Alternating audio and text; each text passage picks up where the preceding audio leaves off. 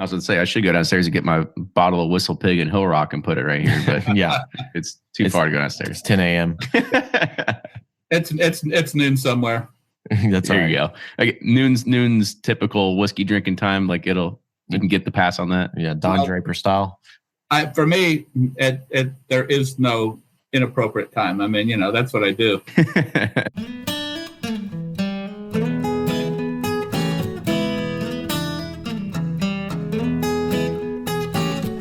Hey everyone, welcome back to another episode. And before we kick this off, we got some more news to talk about. And first, I'm very excited to actually announce that I've been notified that Bourbon Pursuit is going to have a presence at Bourbon and Beyond. This is a rock festival mixed with bourbon that happens, this is going to be the second year it's going to happen here in Louisville, Kentucky. We can't announce yet about what exactly we'll be doing, but just know that we are going to be there and going to be doing something that's going to be really cool. So hopefully that you are now starting to plan to attend. So visit bourbonandbeyond.com to look more about upcoming news, events, as well as artists that can be announced. For anybody that is thinking about or on the fence of helping support the show through Patreon, I want you to know that I have finally gone through and updated everything so you know exactly what you're going to be getting at every single level. So when you start looking, you can see where the koozies and the stickers, the patches that you can sew onto anything. We've got bottle totes, we've got t-shirts, we've got Van Winkle samples, and even the opportunity to be a guest on the show or help us interview a guest. It should be really cool. So go to patreon.com. Help us make the show even better. Oh, and always access to barrel picks. Can't forget about that one. So our guest today, Dave Pickerell, is known by many in the bourbon world as sort of this guy that goes around to a bunch of different places and kind of becomes a master distiller of sorts at a multitude of places. And we're going to talk about a few of the places that he's touched, as well as touch on Whistle Pig and a few different things, which you might heard of. But I think if anybody doesn't know, Dave has got a great history being from the Maker's Mark family. And just from that, he's very, very well known in the bourbon world in general. So he's just a great character to know. And he's got a wealth of information that I'm sure you're going to learn something from. As usual, make sure you're showing us some support by following us on Facebook, Twitter, and Instagram. You can get all of the new episodes beamed straight to your email if you go to bourbonpursuit.com, scroll down, find the email button, and subscribe us there. And as always, subscribe to us on iTunes, YouTube, and Facebook. We push everything out through audio and video. We're going to come at you at all angles. With that, enjoy this week's episode.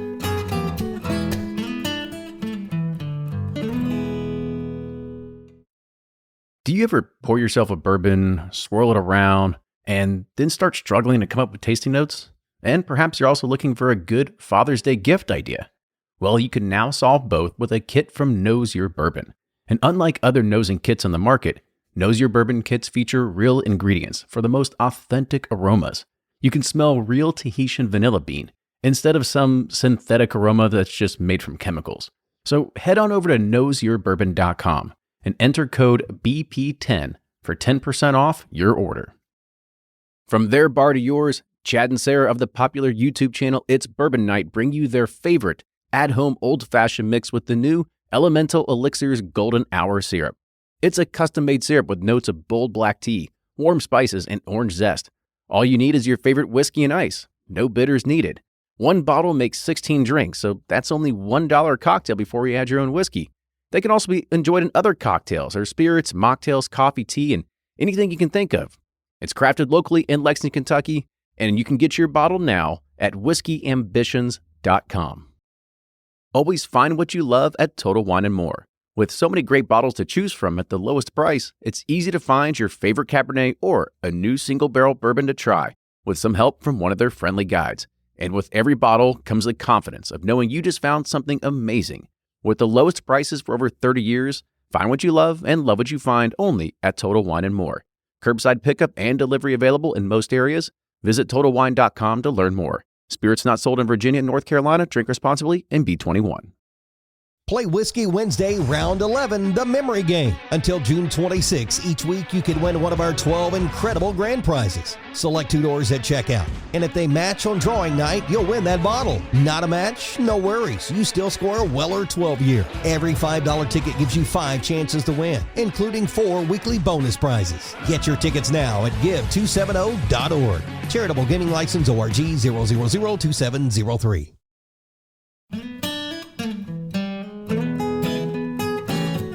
Welcome back to the episode of the Bourbon Pursuit Podcast, the official podcast of Bourbon. Today we are Pursuit headquarters, but we're doing this over Hangouts, and it would have been great to be able to talk to our guest in Louisville because this is where he resides as well. But he said that he's only there probably like a month out of the year, right? Yeah, he's all over the place, so it'd probably been harder to pin him down. So we're glad that we could finally get him because we've been wanting to interview this gentleman for quite some time. He's one of the the icons in this industry we haven't yet interviewed. So I'm super excited to talk to him. Really, I think so too. I mean, not only that is, he really has put a few names on the map. They wouldn't be as big as they are today without him. So I think it's a good time to go ahead and introduce our guest. So today we have Dave Pickerell. Dave is well known in the bourbon world as the former master distiller at Maker's Mark. He owns a consulting business where he has designed equipment, systems, and processes for almost over 100 distilleries worldwide, including some big ones that you might have heard of, Whistle Pig, Hill Rock, Corsair, and many others. So thanks. Good to be here. Okay, we're like, where'd he go? Where'd he go? Yeah, I'm kind of fading in and out. It's okay. Yeah. So, first let's kind of start at the beginning. Do you remember your introduction into bourbon or whiskey and kind of what even got you on this train? Let me give you the story about what got me on the train first, because I think that's more engaging than how I got onto whiskey itself. I grew up just outside of Dayton, Ohio, in a kind of what I would call meager startup. I mean, the house we lived in, I think my parents paid $14,000 for, and had to take out a 30-year mortgage on it.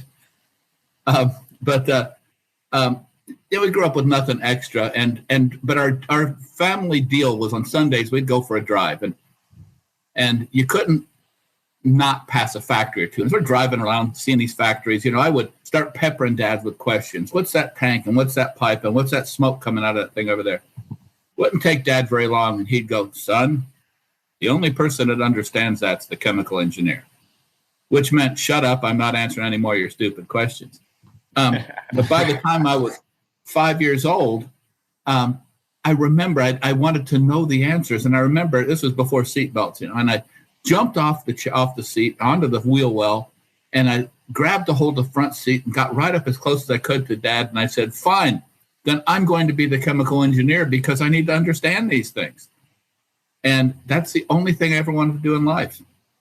By the time I was 10, I knew that my little town had one chemical engineer, and it was the guy that ran the cement plant.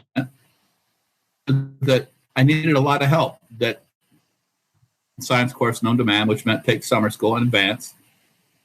It also meant somebody else was going to have to pay for college. And the only way I could figure to do that was through sports. And so I started playing sports. And even as a kid, I was pragmatic. I started with baseball because that's what most kids start with. By the time I was 13, I realized my batting average was worse than a pitcher. So I probably wasn't going to get a scholarship in baseball. And even though I was a really good first baseman, I gave it up. Not because I didn't love it, but because I needed to move on to other things. And, I tried basketball, but my vertical leap wouldn't clear the Sunday newspaper. So I guess that was out. Yeah, I'm vertically leap challenged as well. So we're good. We got a commonality there. Yeah, no hops at all. And so it was going to come down to football or track. And I held all my high school records in the indoor and outdoor shot and disc. And I was first team All-State at offensive tackle in Ohio. And lo and behold, West Point came along and offered me a full scholarship. So off I go to West Point. And majored. They didn't have chemical engineering, but they had chemistry. So I figure at least I'm heading in the right direction. And finished my time at West Point, and then went off to do my obligated military service. And so I was counting on 5 years of active service there. And kind of like indentured servitude. I got a college education. You get 5 years of good hard work. And as I was nearing the end, West Point calls up and says, you were a really good chemistry student. We'd like you to come back as a professor. Okay, I know there's more to this story. And they said, yes, for the mere cost of an additional 6 years. No, wow. Yeah. No, thank you. Go get your master's in any chemistry-related field. And I said, chemical engineering? And they go, sure, why not? So I went to the University of Louisville and got my master's in chemical engineering. And while I was there, my mentor was a guy named Dr. Charlie Planck. Rest his soul. He died, I think it was just last year, 2 days from now. And love him to death. He was the professor of thermodynamics, which is where distillation lies. And while I was standing for my test in thermodynamics and distillation, I got a 99. And the second high score in class was a 35. And so you were the person that they call the curve killer then. Yeah, that was the nice things. Yeah. But they did call me the thermo god and grain man because it's not that I'm smarter, it's that I'm an idiot savant. I can literally close my eyes and see molecules run around and still know where they're going.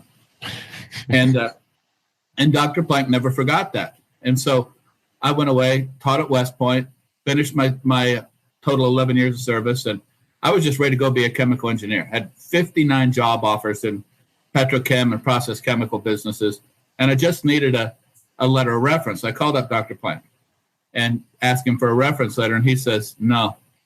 I said, excuse me? He says, frankly, in 40 years, I've never seen anything quite like this, but I have a perfect match, and the beverage alcohol industry needs you. And there was a small consulting firm in Louisville at the time called Rotec, and it was like 4 full-time employees and a bunch of part-timers, and they had global outreach in beverage alcohol consulting. And they had just landed a massive contract with Brown-Forman, and they couldn't perform it without another chemical engineer. And so over lunch one day and offered me the job during lunch. And it seemed like a good deal, and I took it. And so I came to Louisville, and for about 5 years, I ran around the world building distilleries and parts of distilleries. One of my clients was Maker's Mark. One day I'm down at Maker's Mark doing some work, and Bill Samuels walks outside and flags me over. And, when Bill Samuels flags you over, you come. And it's kind of like, yes, sir.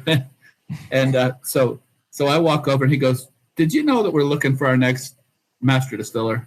I said, no, sir, I didn't. He goes, well, we are. That would explain why you didn't apply. He goes, we just exhausted our entire candidate pool. Didn't find anybody we particularly like. We're tired of looking. We like you. If you want it, the job's yours. That was my whole interview. Nice. The only time in my life I ever stuttered, and it took me like 30 seconds to say, yes, please. And that began a 14-year journey of sitting at Bill Samuels' feet and watching an absolute master at his trade grow the brand of Maker's Mark from about 75,000 cases to about 1.56 million. It could become the third best-selling bourbon in America. And it was a great time to be there. But 10 years ago, my heart went on to other things, and I wanted to be involved in the craft movement, and in particular, to be involved in the resurgence of rye. And so I left Makers to start a company called Oakview Consulting, or Oakview Spirits.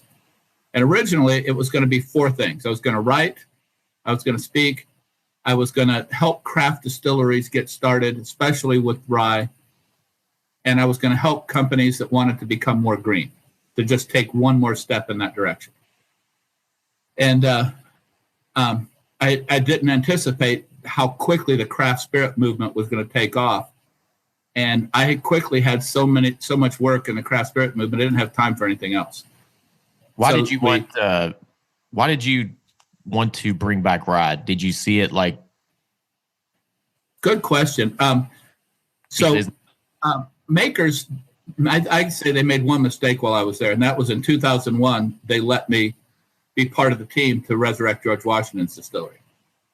And we've all had occasions like this. You go out to a bar or something, you see somebody you've never seen, and you go, "Oh, they look interesting. Maybe I should go say hi."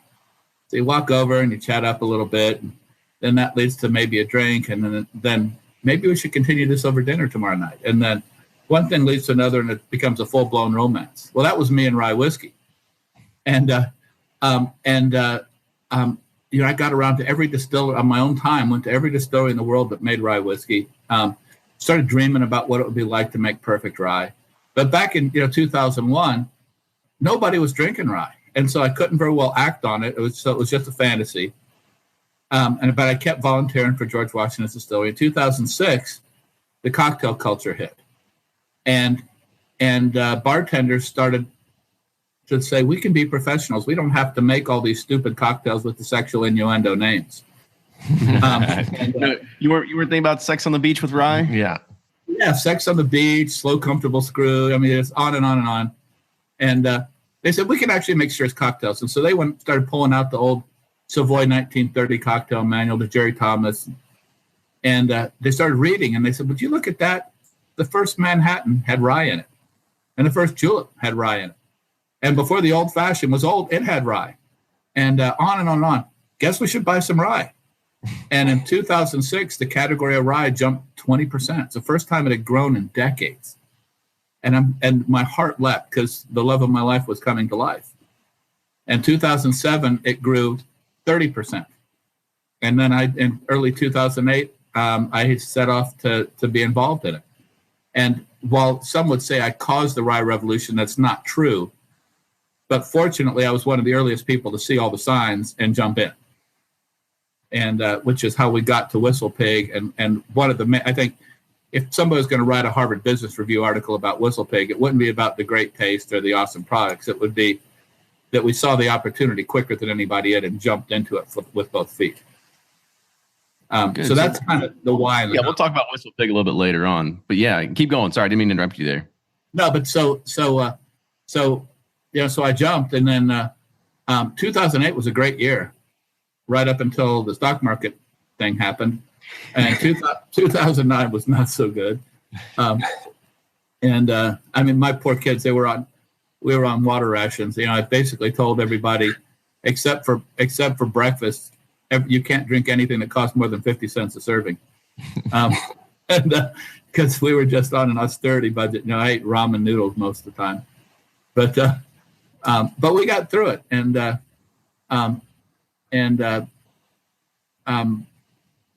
the craft movement took off again. And literally, I think I don't count. I deliberately don't count, but I've built somewhere around 50 distilleries since I left Maker's Mark. From the ground up, and in addition to that, I've consulted for maybe another 50 or so, just helping them out any way I could. We have a motto, we call it putting feet on dreams. And that is, anybody that's got a dream of being involved in the craft spirit movement, we want to help them out.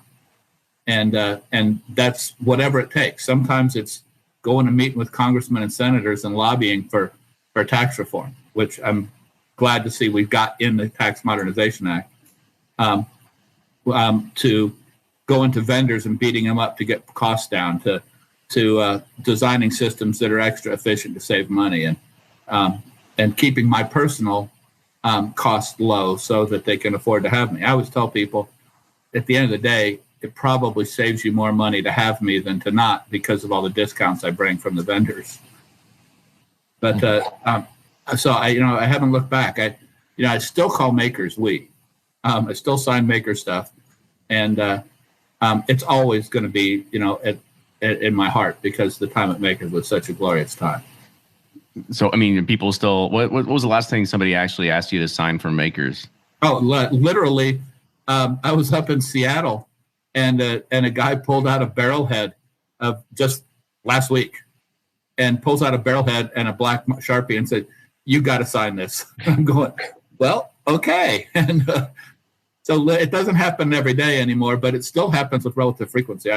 It still surprises me that, and I'm deeply honored that even though I've been gone for almost 10 years, that people still see me as associated and still ask me to sign. I've never thought it was about me. I've always thought it's about the brand, and the brand can't sign. So I just sign in lieu of the brand. And so it's an honor that people still see me as associated with Makers. And I hope that I still represent them in a credible manner. Yeah. So Makers, has a great product. It's been a consistent product, and it's never changed, I don't think, since its history. Was that kind of the reason you left is like, hey, I'm doing the same thing. You know, they don't want to change or is that why it piqued your interest again in other things? Well, yeah, I'm ADD as heck, and hey, me too. I love it. You know, I thought, oh look, you know, so I've always got to be involved in things. You know, when I was at Makers, there were a lot of challenges that kept me occupied. You know, getting the cost structure in line, getting the personnel structure in line, bringing the company from a capacity of 75,000 cases a year to a capacity of 1.56 million without moving the bullseye. You know, literally, you walk in the door and they said, look on the wall. You see that? That's the bullseye. Don't ever move it. And every once in a while, they get a micrometer out to make sure it hadn't moved. I could shrink the target. I just couldn't make it I just couldn't move it. And, you know, and I'd go, yeah, but, you know, right. Yeah, but sherry finish. And it was, there's the bullseye. Don't move it. And it wasn't that there's anything bad about Makers at all, because it's still at the heart of my love. But there were other bullseyes that I needed to hit. You know, and now, I mean, if you look at the portfolio of stuff, you know, I've got what's rated as the best dry whiskey in the world. I've got what's rated as the best American single malt. I've got what's rated as the best American Amaro. I've got, you know, great gins, great rums. I've got everything in the world. You know, I really get to play hard and in a wide range. And that really, really makes me happy. Do you think Makers is kind of what put you on the map and kind of launched you into a career trajectory as well? Oh, absolutely. You know, I've always said there's no reason for me to ever get a big head about anything, because everything, all of the major things in life were people giving me, gracious people giving me things that I probably didn't deserve. So whether it was West Point coming to me and offering me a scholarship to play football, Samuel's asking me to be his master distiller, all of the major things were gracious people giving me things. And clearly, if it hadn't been for Maker's Mark, you know, I'd probably still, you know, I'd still be trundling around the world building distilleries, but I wouldn't have anywhere near the name recognition that I do now. So I want to rewind a little bit. Schooling. And by the way, you know, I think it happens with almost every person's career when they step on good luck. It's just right time, right place, right? That's just how it happens. But when we step back in time with, you know, your professor that kind of talked about, hey, there's this need in the spirits world. I mean, were you actually training for that when you were getting your master's to actually learn about, you know, distillation and everything like that? Was that something that you had to learn after your master's? Oh, no, distillation is an absolute part of the chemical engineering curriculum. You know, I honestly, looking back on it, I wasn't contemplating making beverage alcohol when I was studying. I was thinking more along the lines of making gasoline. But the principles of distillation are the same no matter what you're distilling. And all the ancillary equipment and everything that goes along with that. So I was being prepared, even though I didn't know I was being prepared. And then I guess what I'm trying to think of the best way to frame this. Is there you know, when you had that first job and, you know, got into the consulting business for it, I mean, were you actually drinking whiskey at all back then? Or was there, at what point did you actually find out that you actually like drinking whiskey? Oh, well, I'm going to tattle on myself a little bit. Yeah, I started drinking fairly early. By the time I got to West Point, this is bad, but this is just what happened. We were all in college. It's okay. Yeah. You get to West Point and, you know, and they give you this table of rules and regulations. And I kind of saw that as something to execute a cost benefit analysis on.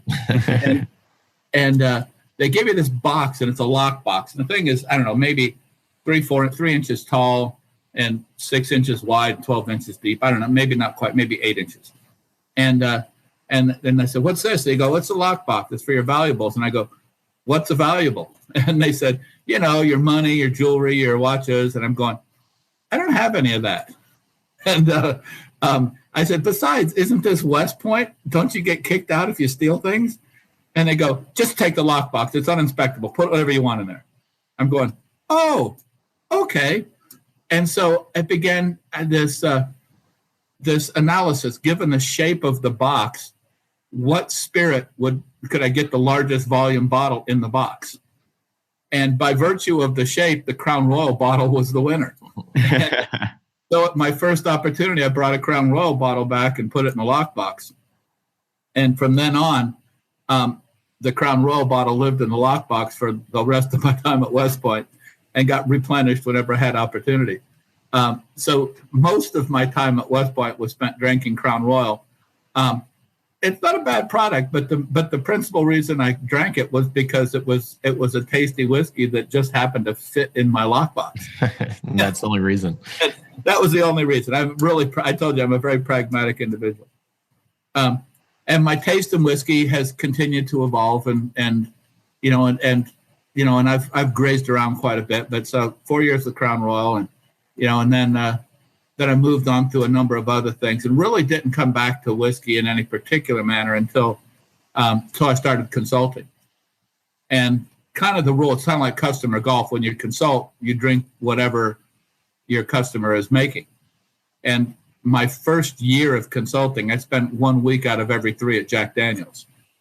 And so I immediately became a Jack Daniel's drinker until I discovered Old Forester. And my personal belief is that 7-year-old Forester is one of the best things Brown-Forman ever made. And so once I discovered Old Forester, I'm going, yeah, I can do this. And I was just keep giving me these gigs because I like drinking these things. And but wound up tasting my way through the universe of whiskey just by virtue of all the different clients that I got to consult with, and fell in love with the whole gamut of whiskey from bourbons through rye through Scotch. And I kind of pride myself now on working diligently to taste everything. So, if I'm at a whiskey fest, the first thing I'm going to do is peruse the entire list and see what's on there that I haven't ever tasted yet. And then I will make sure I get to that table and taste that just so I can put it in my logbook. Or is the list to figure out when have I not had some sort of hand in dealing with? Right. Well, that is kind of funny. Somebody asked me, using the most liberal brush, what whiskeys have you not touched? And so without going into great gory detail, y'all probably know my great-granduncle, Colonel E.H. Taylor. Oh, okay. So Colonel Taylor, I've heard of him. as best I know, built the Buffalo Trace Distillery, the Old Crow Distillery, the Old Taylor Distillery, and the distillery that Woodford Reserve is now operating out of. I built or assisted in building the distillery that Heaven Hill's operating out of, the one that Maker's Mark's operating out of, and the Willett Distillery. And then I've consulted for the 2 Beam distilleries and the 4 Roses Distillery. So all that leaves of major distilleries in Kentucky is wild turkey. But if y'all have ever met Bruce Russell, he refers to me as his bad uncle. We got to explain why his grandpa loves bourbon, his daddy loves bourbon, and he loves rye, and it's because of his bad uncle. But so I've had at least a pinky influence in almost all of the major bourbons, and then plus Jack Daniel's and George Dickel. I've had a major influence of some level. I shouldn't say major, an influence of some level at most of them at some point in time. I got to realizing that I've known 3 different master distillers at 4 Roses, and 5 at Maker's Mark, and it just goes on. And then I realized, well, that just proves I'm old. Yeah. We can call it seasoned, right? Yeah. Seasoned. I'm a seasoned distillery veteran. But in the currently active distillers in Kentucky, there's only one older than me, and that's Jimmy Russell. Yeah, well, I think you got a few more years too, so you got some work to catch up to him. Yeah, there's a wide gap. If I ever grow up, I want to be Jimmy Russell. Just hang out at the gift shop and sign bottles all day. Oh, he's awesome. I love him to death, and he knows more about whiskey making than anybody I've ever met, and he is just a kind gentleman and just a great friend. And he's gotten me in more embarrassing situations.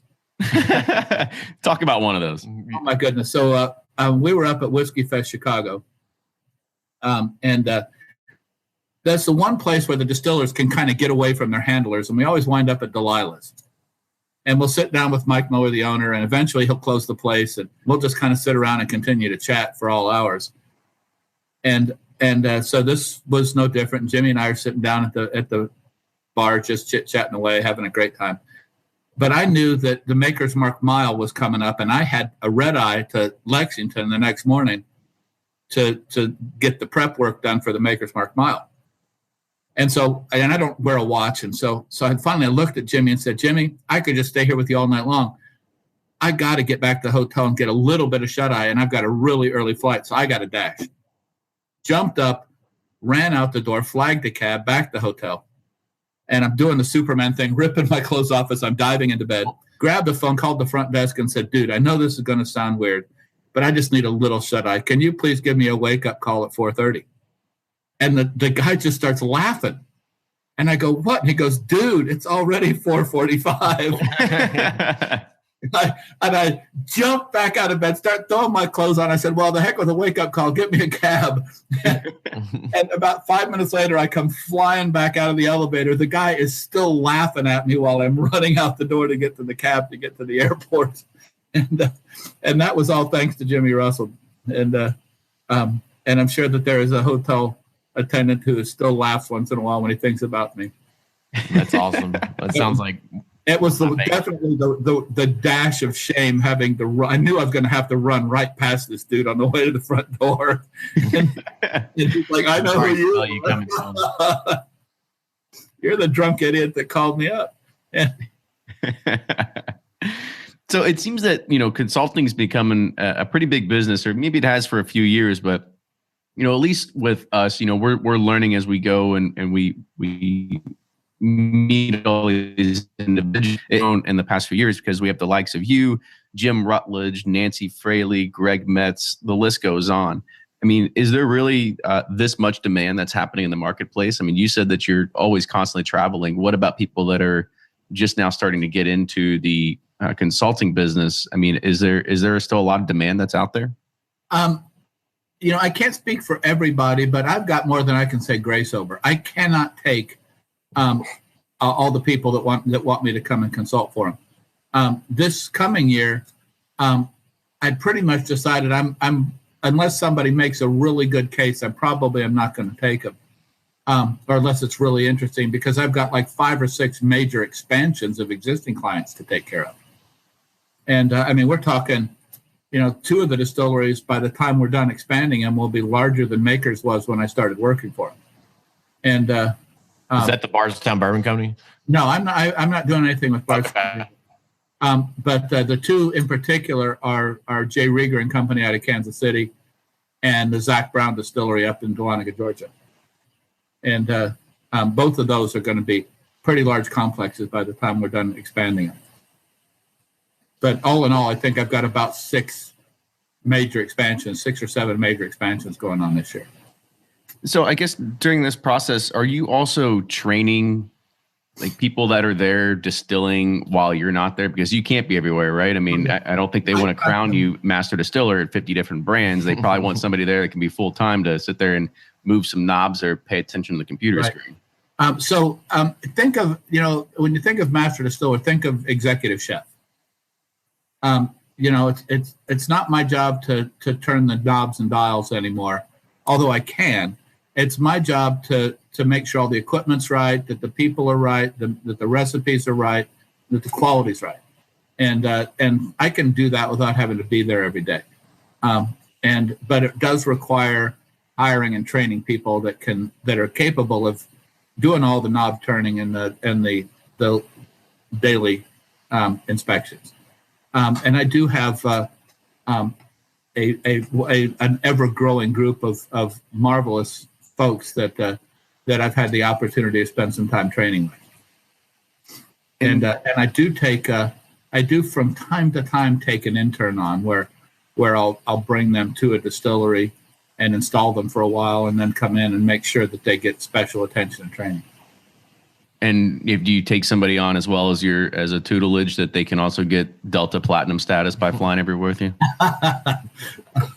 That's up to them. But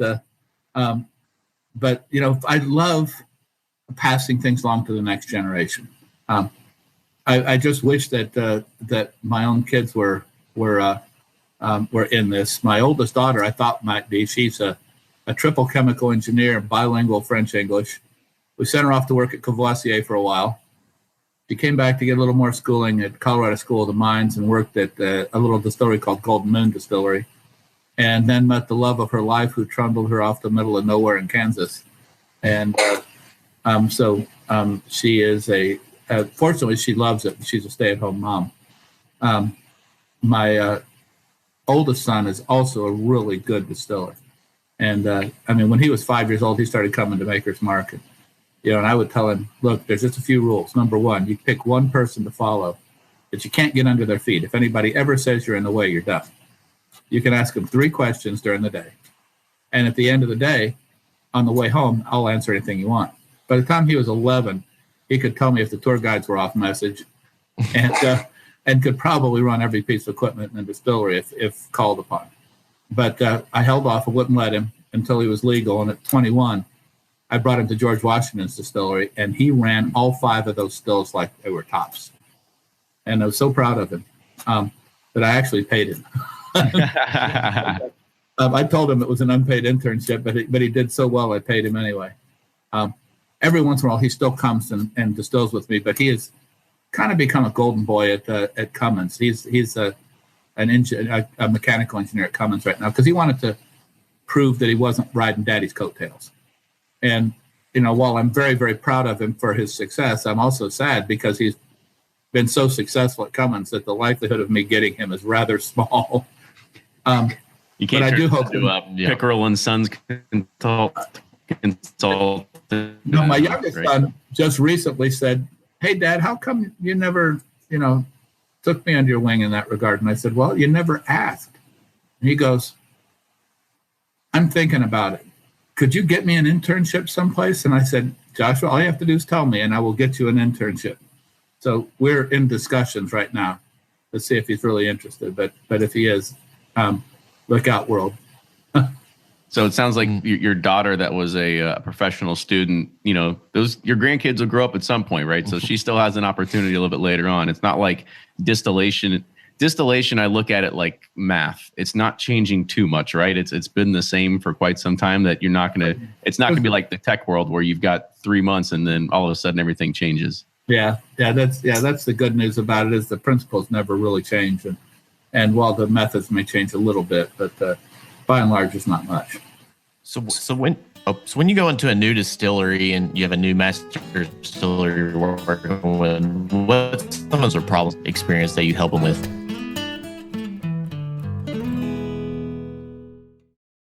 If you're anything like me, then you can't get enough about bourbon.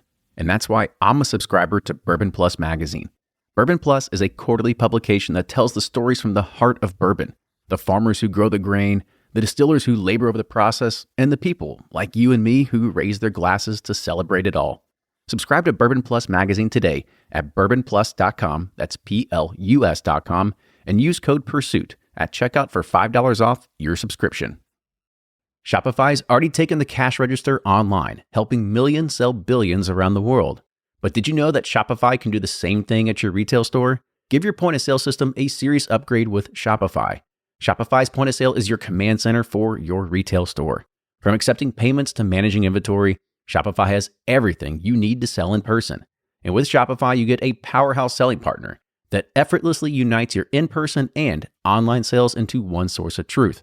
Track every sale across your business in one place and know exactly what's in stock. Connect with customers in line and online. Shopify helps you drive store traffic with plug-and-play tools built for marketing campaigns, from TikTok to Instagram and beyond. And get hardware that fits your business. Take payments by smartphone. Transform your tablet into a point-of-sale system, or use Shopify's point-of-sale Go mobile device for a battle-tested solution. Plus, Shopify's award-winning 24/7 help is there to support your success every step of the way. Do retail right with Shopify. Sign up for a $1 per month trial period at shopify.com/bourbon, all lowercase, and go to shopify.com/bourbon to take your retail business to the next level today. Shopify.com/bourbon.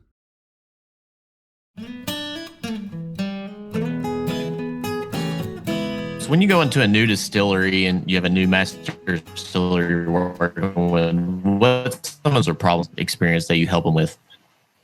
Oh, wow. All over the map. I mean, one of them is, one of the big things is not making the, appropriate heads and tails cuts or what they do with the heads and tails after they've cut them. And those are some of the things. What do you mean by heads and tails cuts? Sorry. So this is a cool thing. When you're a batch distiller, like most all craft distillers are, when you run the still, you get the opportunity to, when the spirit first comes up, it's of low quality and high proof, and that's the heads. And so you actually collect that and set it aside separately. Then you collect the hearts, which are the good stuff. And then towards the end of the run, you get the tails, or the low proof in impure alcohol, and that's called the tails. So in order to run your distillery, you take a heads cut and you take a tails cut and get those out of the way. I say that's like taking yuck and ugh and getting rid of them and just keeping yum. If you're running a column still, you don't have that capability because it's a continuous still, and the heads and tails just come out as in part of the product. So it gives the batch distiller a chance to actually have a higher quality product and to have more degrees to manipulate when they're making their product.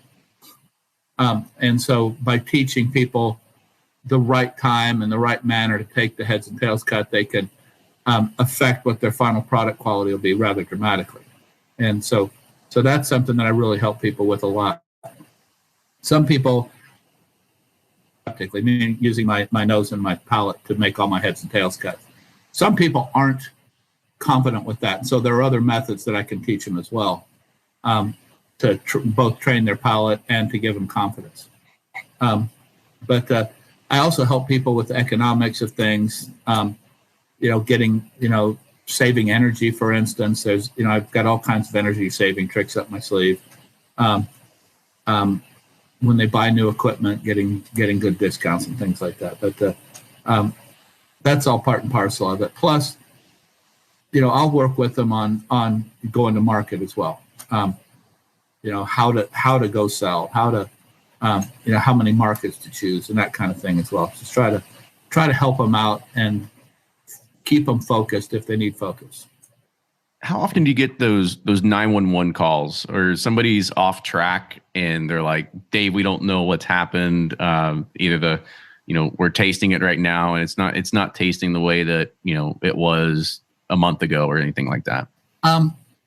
Not often, but maybe 2 or 3 times a year. When I do, they're dramatic.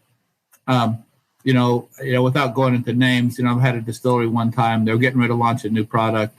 And as soon as they put proofing water in it, it clouded up. And it was like, oh, crud, we're supposed to be putting this in bottles in 2 weeks, and we don't know what we're doing. And we can't get it to quit clouding. And it's like, can you get here right now and help us figure out what's wrong? Or I've been putting whiskey away in barrels for 3 months now, and I just pulled some out and tasted it, and I'm really, really not happy with the taste, and I'm obviously doing something wrong, and I don't know what it is. It's usually dramatic when I get a 911. Or I've been putting whiskey away for a long time and it tastes musty. And I've got a lot of money in this. What do I do? What do you do?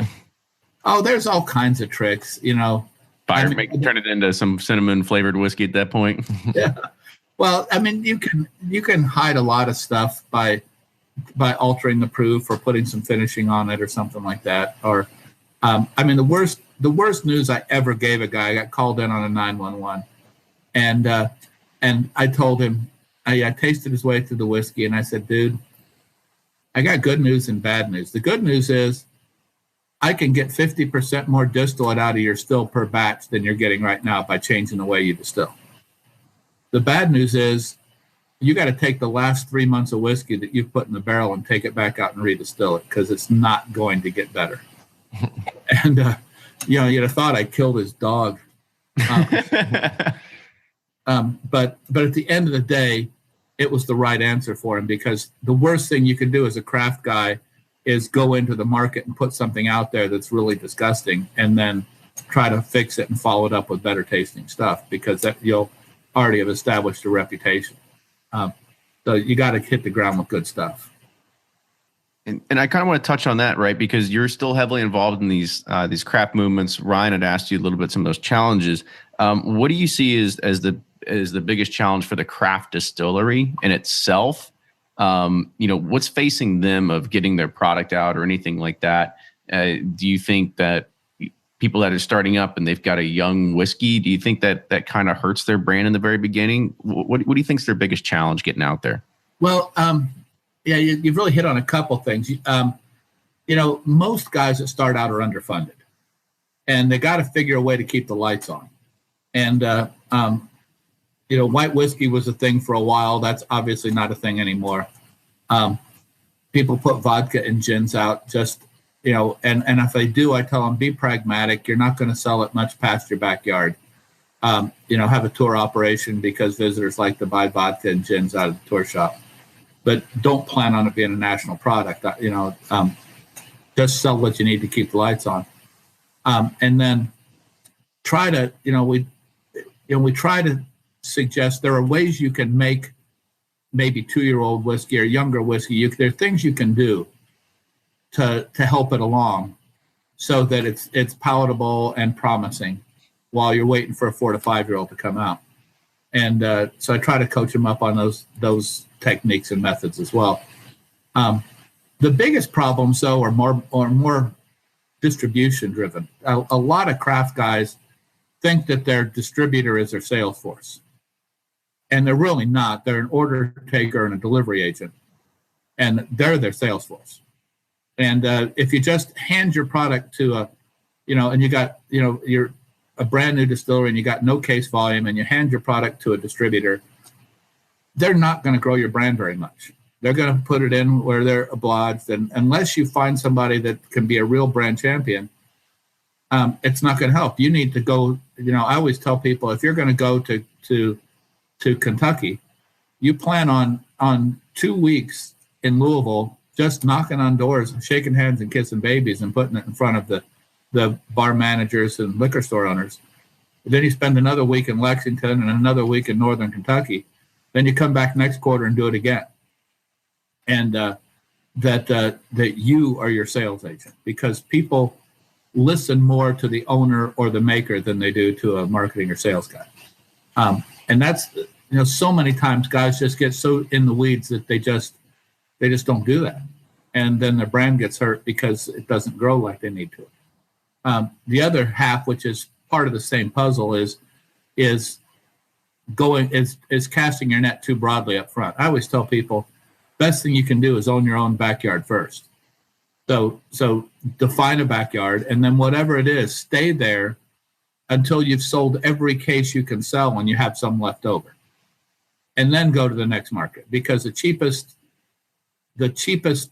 cases you can sell are the ones you sell in your backyard. And that's where people know you the best, and you've got favorite son status because you're local and all that kind of stuff. So practice, get real good at that, and then move out. And the people that wind up selling 5 cases in each of 50 states really hurt themselves, and they're probably limiting their upside substantially. Do you think it's harder for a craft distillery in Kentucky? Like, I get what you're saying, like in your own backyard, like where you're not in Kentucky, where there's, the big boys are already here. Do you think it's a challenge for a startup here to, I guess, get their foot in the door, because like they are going up against the big boys in their own backyard? It is. It's tough for a craft guy to take Kentucky as their backyard. It's not impossible. I mean, look what Willett's done. With the Willett line, the Noah's Mill, Rowan Creek, all those, they've done a marvelous job of it. But it is much tougher. Now, what I will say is you do have a ready-made market, though, because of the urban bourbon trail. And so there's the pressure among, if you're on the urban bourbon trail, you got to keep your numbers up, because part of it's a competition over how many whiskeys on the back bar. And so being able to say, hey, I'm a local dude and I've got a whiskey right down the street, and you want to be on the urban bourbon trail, you should probably pick mine up. So you do get a ready-made audience of folks that will pick it up just because it's local, and especially if you pop in and say hey to them and show a little love. But by and large, it's given that I've built distilleries in, 25, 30 states, Kentucky's one of the hardest ones to crack into for a backyard. Mm-hmm. So, you talked about creating distilleries for almost 50, 30 different. And I guess the idea is, are you going through and customizing for every single one of these, or is it trying to produce something similar everywhere? Because when I think about it, I take it from my own experience inside the tech world. Like, people can piece part things together, or you can buy a ready-made system. So is there a Dave Pickerell SKU where you can say, here's 3 options, choose the best one for you, and that's how we're going to build it? Yeah. I am really, really careful. At the end of the day, when I talk to the owner, there are a couple exceptions, because I am owner in a couple of them. But with the exception of the places where I actually have an ownership stake, I'm very clear, this is not my product, it's yours. It's your job to tell me what your vision is, what you want it to taste like, how you want it to perform, and then it's my job to tell you how to make that the best you can. And the result is, I've got so many different variables that I can play with, from mash bill, still design, distillation methods, fermentation methods, yeast strains, just on and on and on, all the way up to how you handle the barrels, what the chars and toasts and everything are. There's so many different variables that if I can get the owner to articulate, this is what I want it to be like, we can go after that and hit it pretty hard. And then what I try to do in their infancy is to help them to not have to compete directly with other guys that I work with until they're big enough to handle it. And then once they're big enough to handle it, it's go get them, boys. And but by and large, it's not a cut and dried paper doll. We ultra customize every single one to try to meet the dreams of the owner. So, the big craft movement right now, and this kind of came as a question from one of our listeners, and I'm trying to spin it because the whole craft movement, you see a lot of people that want to talk about grain to glass. We source everything from a 20-mile radius. What's your theory on sourcing grains? Because when we look at some of the big boys, Heaven Hill, Wild Turkey, they're like, we'll get whatever quality grains. It doesn't matter if we're shipping them from Iowa. It doesn't really matter, right? So what's sort of your theory on that? It's great. There's nothing wrong with going and getting grain. Especially if you're buying commodity, because you can get, when I was at Makers, I put my head on a pillow. The grain's a commodity. I can write the spec however way I want. I've got money, and I'm going to get exactly what I want. And at the time, I actually did a calculation. If the grain price doubles, what does it do to the cost of goods sold? And I think it added 16 cents to a bottle. And I'm going, okay, so grain can't really hurt me. So the big guys don't really have much of a choice. But if you're a little guy and you have the opportunity to grow your own, it allows you to control more variables. You can control the exact varietal that you use. So like, at Hill Rock, our rye is Danko rye. We bring it in from Poland because it's a better strain for making whiskey.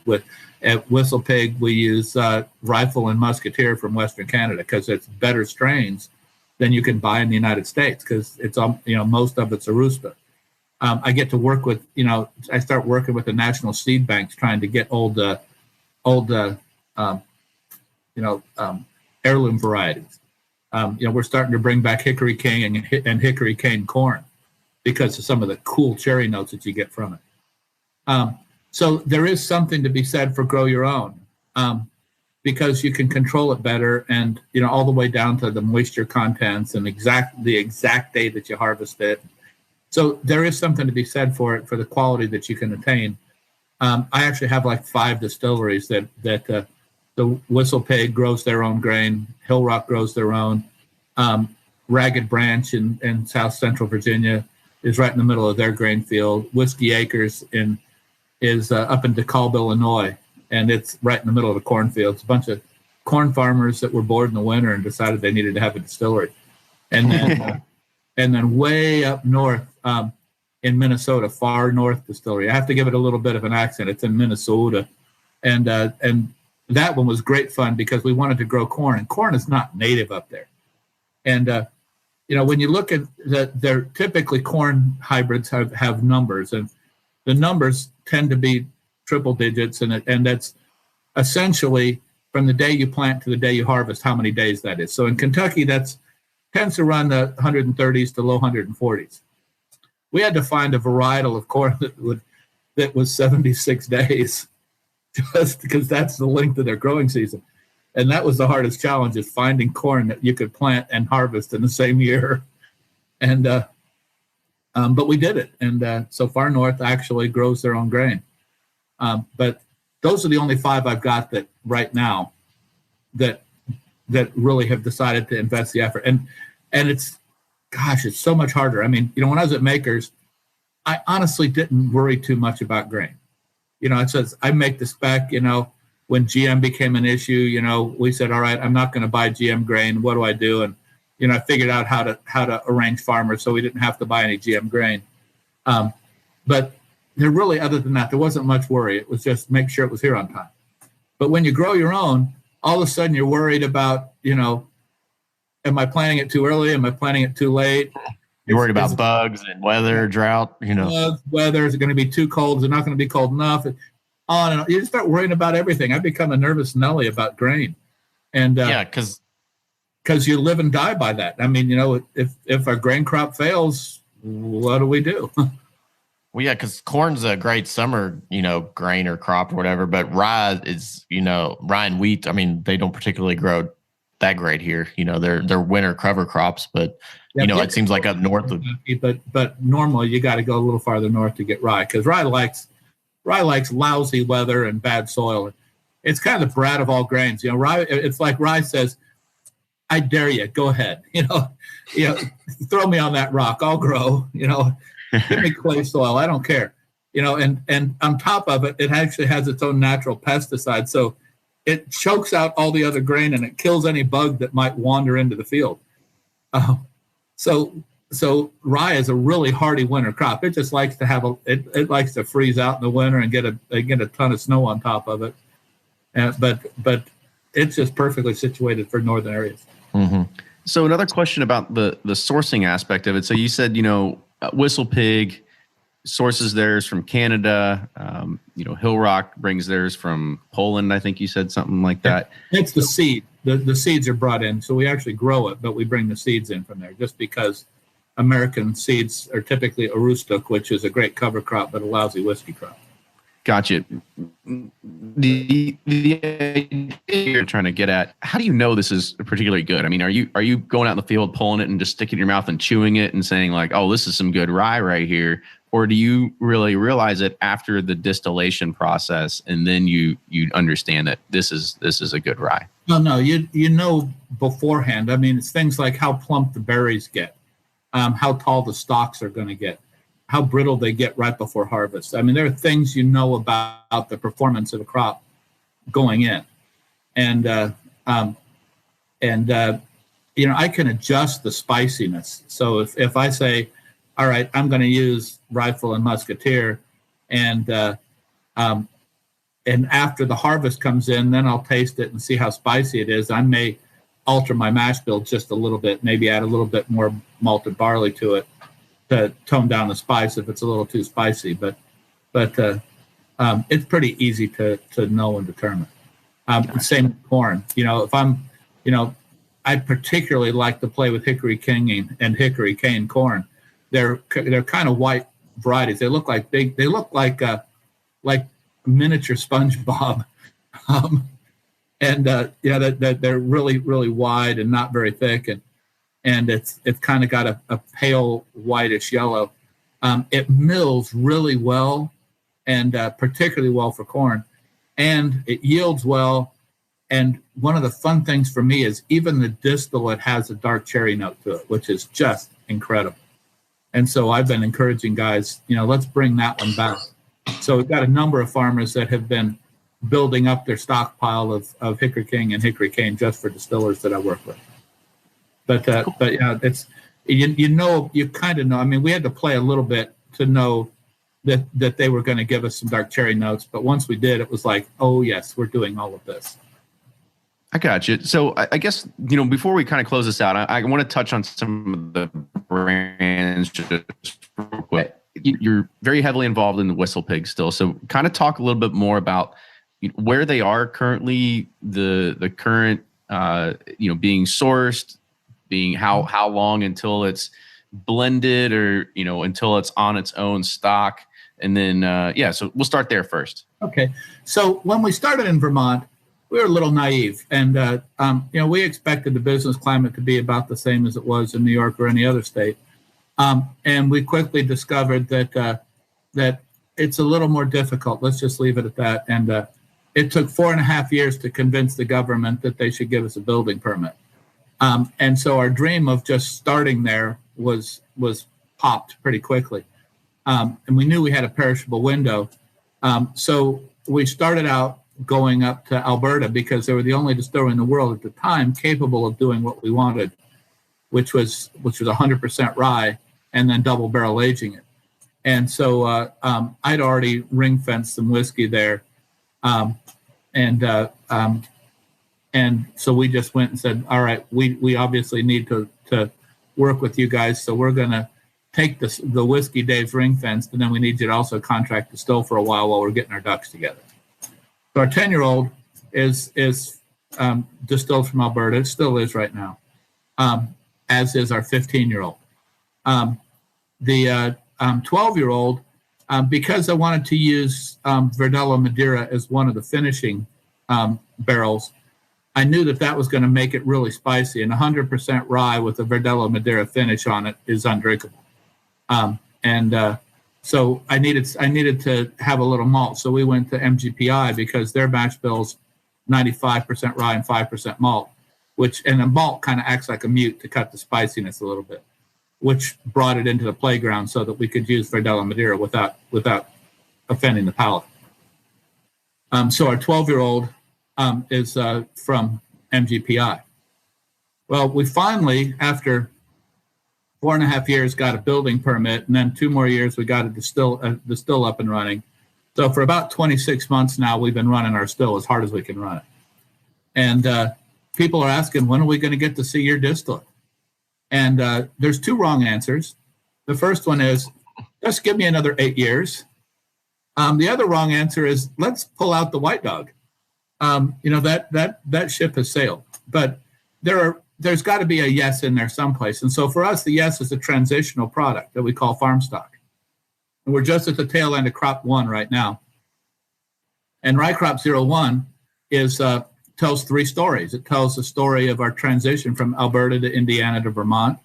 It tells the story of our transition from single terroir, the use of just our water, to double terroir, using our water and wood from our fields to make our barrels, to triple terroir, using water, grain, and wood all from the same field.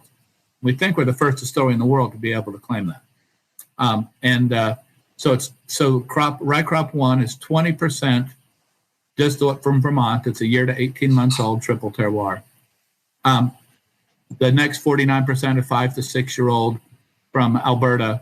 That's double terroir, and the last 31% is 12-year-old from MGPI, that's single terroir. And then put it all together, bottle it at 86 proof. It's real nice, easy drink. It's an entry level into the rye world. And while it's holistically delicious, you can still taste the components, which is important because the third story is, oh, by the way, we got our own still up and running. So it's nice for you to be able to taste a little bit of our distillate so you can monitor its progress. Next year, we'll be at crop 2. And rye crop 2 will be a higher percent of in-house spirit at an older age. So each year we'll have a new rye crop out, and it'll be a little more ours at a higher proof. are at a higher percentage and an older age until it's finally our 100% our in-house distiller. So that's how we're going to get to in-house distiller. It'll be a lengthy process, but then we're going to let the whiskey tell us exactly how long it is. So I'm just glad that I've kind of got next year's ready. Next year's will be straight rye. So and are that's you pushing the same mash bill throughout all three of those, or are you taking the 100% Alberta, 95.5 MGP, and then putting your own spin on your mash bill there as well, or is it?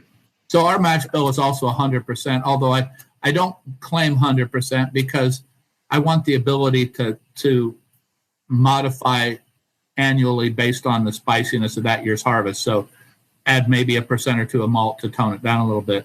But essentially, we're 100% rye. The main thing we claim is we're all Monongahela rye, which is rye with no corn in it. That's really important to us. And honestly, I wish there were two different names. I wish it wasn't just all rye, because rye that's 51% rye and heavy in corn tastes more like bourbon. Mm-hmm. And rye that has no corn in it at all is really a much more spicy grain. So I wish there were two different names for it. But, it used to be there was Maryland style rye and Monongahela rye, and people have kind of forgotten that. And so I'm kind of trying to help people remember it again. So I quickly just want you to touch on Boss Hog, right? Because I think that for people that are into the whiskey world, they see Boss Hog, they see that silver emblem of the flying pig on top and shock. So about what that is, and then the pricing behind it too. I'm pretty sure you don't have anything to deal with pricing, but what the real attraction is there. Okay, so Boss Hog is a vintage product for us, and we can't use the word. We can't declare a vintage because the government says that's reserved for wine. They say that people would be deceived into thinking there was wine in the bottle and would accidentally overconsume. I think I have more faith in the American people than the government does, but nonetheless, we can't call it a vintage. So we were sitting around a campfire, which we love to do, and we were just talking about, well, what is it? And somebody said, well, it's Boss. It's the best thing we make. And it took like a nanosecond to go from Boss to Boss Hog, because there's a little piggy humor in everything we do, which means that every time we have a launch party, yes, I dress like Boss Hog. So it's rather epic to see me in an all-white outfit looking like Boss Hog. But I do. But there's 5 promises. The first is it will be single barrel. The second is it'll be barrel proof. The third is, regardless of the proof, it will not burn the back of your throat. We actually released 135 proof round, the first round of Boss Hog, and it was warm in the chest and warm in the mouth, but did not burn the back of your throat. The fourth promise is it'll be distinctly unique from anything I've ever done, which means every time I do it, it gets harder. And the fifth is it'll be stupendous. If I can't do all 5, we just won't have a Boss Hog. And we've only had 4 Boss Hogs in our 8 years of history. This round is, we call it the Black Prince. There's a little history behind it. So the Black Prince was Prince Edward of Woodstock. He was a crown prince in England back during the era when England and France fought each other all the time. And he decided he was going to earn his chops, and he mustered up an army and went to France and raided. And he kind of did the Willie T. Sherman thing. He was burning his way through France. And he got the name the Black Prince because of the scorched earth policy. He got to the Armagnac region of France and found all this wonderful elixir and fell in love with it. And as best I understand, he quit burning France, collected up the Armagnac, and took it home. And so we celebrate the love of Armagnac from the Black Prince, because this particular round is 14-year-old, and then it's finished in Armagnac casks. It's a little on the pricey side. We really did have a lot of discussions. It's expensive because it's hard to get a hold of Armagnac cask, and you got to spend a pretty penny to get them, and you can only use it a couple times. But we also are concerned about the secondary market, because we want people to drink this. It was voted 2017 best whiskey in the world at the San Francisco International, which is quite an honor. I believe we're the first rye whiskey, American rye, to ever get that honor. And we're the youngest company to ever get that honor. and we want people to be able to taste it. And if we put the price down at, $200, $250 a bottle, we were just afraid it was all going to get consumed in the secondary market and that people would treat it like Beanie Babies and no one would ever get to taste it. And so we discussed and we asked around a lot, and we finally decided that the shelf price needed to run somewhere around $500 because that would get a balance that would still allow people to sell it at a bar, and people could afford a dram, but it would be high enough to cut off a lot of the secondary market purchases. And having seen in retrospect, I can say I think we succeeded because bars are really happy that they got their allocation of it, and it's doing very well. And so I'm pleased to see that. So that's kind of how we got there. And I know I apologize for folks that see it as a really hefty price, but that's the rationale. Is that first of all, it was really expensive to make, and second of all, we're trying to cut off a little bit of the secondary traffic. I mean, that's interesting because you hear of people that want to do that, but they really don't. Sazerac talks about it all the time. However, they don't really do anything about it. So you're really the first one that's come out and said that, going to try to price it out, which I think it is done. I mean, you don't really see it floating around. Nobody talks about it too much of trying to sell it. However, I know there's local groups and they'll take a picture and they'll see a sign at Kroger like $489 and say, whoever wants it, go get it. Right. Yep. So it does help people in that regard, the people that really wanted it. Yes, you're going to have to send us a Whistle Pig gift card or something to help offset the cost so we can try something as well. Oh, man. If I just happen to be in Louisville, I'll stop by and see if I can bring a bottle for you.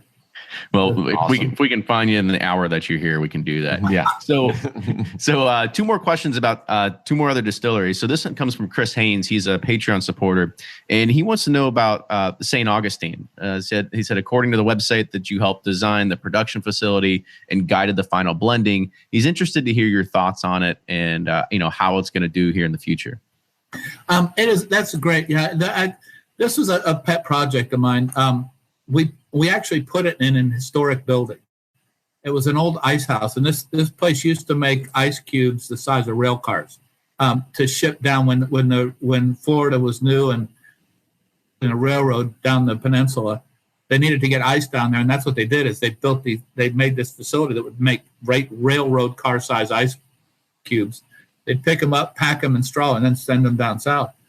Obviously, that technology got obsoleted eventually, and this place went out of business. And we built a distillery and a really nice bar and restaurant called the Ice House in there, or the Ice Plant, I think. But it's founded on the concept of local ingredients.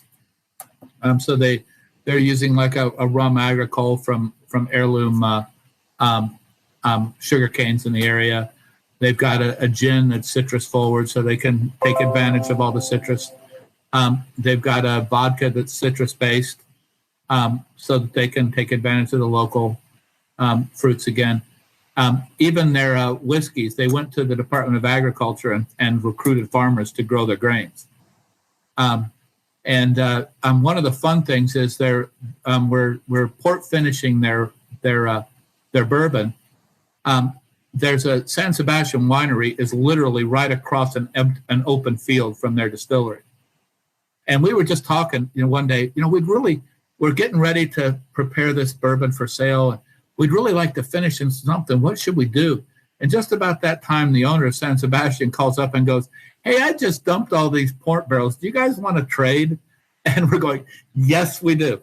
And literally, we rolled the port barrels across the field and filled them up with bourbon. And so you cannot get a fresher fill, which really helps to develop the dark chocolate notes and everything. And it makes it really fun. The other thing about St. Augustine, it's a bit of a challenge, is the whiskey ages in dog years. Distilleries talk about how the whiskey goes through diurnal temperature swings and kind of sits dormant in the winter. Well, the temperature never gets below 42 there. They're right on the Gulf Coast, or right on the Atlantic coast, and with the Gulf Stream running up there, the weather stays warm all year, and so the whiskey continues to mature all winter, moving in and out of the barrel. We'll have a little education issue because people are they want to compare year on year. I mean, people still want to compare bourbon years against Scotch years, and that's so wrong. But it's a really fun and delicious product, and they've kind of defined their backyard as Florida and Georgia, and I don't even know if they'll ever leave Florida and Georgia, but they're enjoying a fairly nice success there right now. Awesome. I don't want to take up too much of your time because you just gave me another question for hopefully the next podcast we do with you. But I want to ask a question about Hill Rock. So kind of up them a little bit. Okay. So Hill Rock is an estate distillery. We grow all of our grains organically, corn, rye, and barley. Even have our own malt house. And we have 3 product lines. And the fun thing is we were funded well enough that we just sat on whiskey. So we built the first American Solera. It's a true Solera to age our bourbon.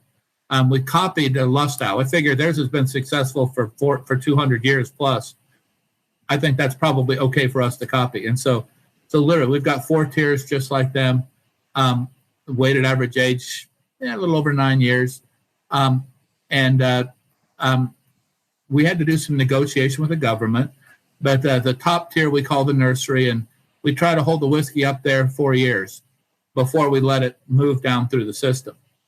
So the first tier are all brand new barrels, and every time we empty one, we just replace it with a brand new barrel. Then the second and third tiers are ex-bourbon barrels. The bottom tiers, ex-Oloroso sherry barrels. And Wine Enthusiast gave us a 96. The last year, the Spirits of the Americas had a competition. We won Best Spirit and Show. And that was all spirits, North, South, and Central America. A really nice product. It's a nice drink, well-aged, got a little bit of sherry influence to it, that just a touch to give you a little dry nuttiness and floral fruitiness, but really good. They also have a double cask rye, spicy on the front end, caramel butterscotch and vanilla back end. And they've got a single malt that was rated America's best single malt at 97 points. And it's essentially a good Scotch that's not made in Scotland. It's a 30 to 50 ppm. We do everything the way they do in Scotland. As soon as we're happy with the color, we put it into a used barrel because that's where it belongs. When it's done, we finish it first in Pedro Jimenez and then Oloroso. So we get the sherry influence, the whole thing. And when you taste it, the fun thing is we bottle it at a good inflection point in the proof curve. So just a couple of drops of water, and you can change the smoke level to your liking. You can change the alcohol effect to your liking. So it's a lot of fun. Great scores all around. And we're really playing around with finishes. So we've got a cab finished bourbon that's to knock your socks off. I say it's like a bourbon with cherries and berries sprinkled on top of it. Then we've got 3 different rye finishes that are available: a Sauterne finish, a port finish, and a Madeira finish. Madeira is a Verdelho style, and it kicks up the spice. So that one's rye for spicy rye lovers. The port brings out dark chocolate notes. So that one's like rye for dark chocolate lovers. I mean, literally, if you drink it, then let it slide down your throat, and then open your mouth and breathe in. It's like somebody's painting dark chocolate on your tongue. And then the Sauterne finishes just sweetens it up a little bit for people that want their rye a little sweeter. So we're having great fun.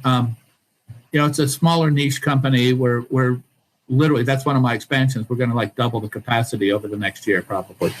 And but we're having a lot of fun with that. Limited distribution, kind of the East Coast plus California. Yeah, that's awesome. Yeah, very cool. Yeah, I mean, Dave, I think we've hit on a lot of different things. We've hit on your history, we've hit on just distillation and techniques and your knowledge. We've hit on your brand. So we've, I think we've got more questions that we could even go on another hour, but we're going to save that to do another. Respectful of your time. Yeah, at some point. Awesome. Well, I would love to come back on. Yeah. But thank you. It's been great fun. Just getting warmed up, right? Yeah, exactly. So just real quick, if people want to know more about you, the brands that you touch, Oakview Consulting, where can they do that? The easy answer is to just find me on Facebook at Dave Pickerell. And the fun thing is there's not a lot of Dave Pickerells in the world, so you can find me on Facebook or Instagram. And that's the easiest way to track what's going on. Great. Cool. Well, awesome. So make sure you follow Dave, but also follow us, Bourbon Pursuit, on Twitter, Instagram, and Facebook. You can also leave reviews for us on iTunes, subscribe on iTunes, subscribe on YouTube. Then you don't have to actually go and look at the list and say, which one do I want to download? It automatically shows up in your feed, right? So you'll be able to get all the great shows that we're pushing out right to your earbuds and into your eyes as well. And if you do like the show, make sure you please support us. Patreon.com, patreon.com/Bourbon Pursuit. We've got some others to actually help, support the show, and you get t-shirts, koozies, and all that kind of cool stuff to help, grow our brand, and everybody loves cool t-shirts, right? So that's right. And koozies, keep your beer cold. No, thanks, Dave. That was awesome. I'm amazed at how you keep track of all these different things you got going on. Being an ADDer myself, I'm like, my head's about to explode. Well, thanks again. Appreciate it. Yeah, much appreciated. And guys, if you have any show suggestions, comments, feedback, we love hearing from you. We just want to keep bringing you great content. So please let us know if you have any ideas for us. And we'll see you next time.